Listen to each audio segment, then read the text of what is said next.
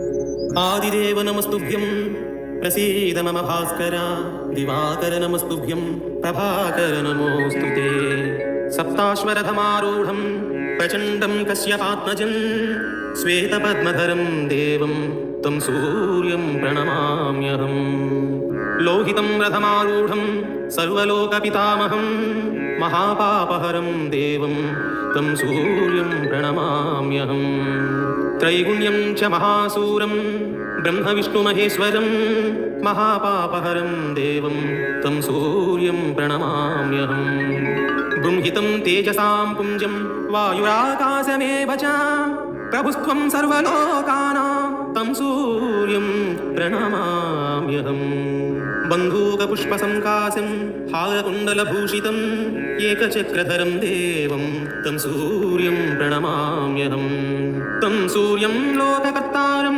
महातेजः प्रदीपनं महापापहरं देवं तं सूर्यं प्रणमाम्यहम् श्रीविष्णुं जगतां नाथं ज्ञानविज्ञानमोक्षदं महापापहरं देवं तं सूर्यं प्रणमाम्यहम् सूर्याष्टकं पठेन्नित्यं ग्रहपीडप्रणाशनम् अपुत्रो लभते पुत्रं दरिद्रो धनवान् भवेत् अनिशं मधुपानं च यः करोति रवेधिने सप्तजन्म भवेत् रोगी जन्म जन्म दरिद्रता स्त्रीतैलमधुमांसानि ये त्यजन्ति रवेधिने न व्याधिशोक दारिद्र्यं सूर्यलोकं स गच्छति।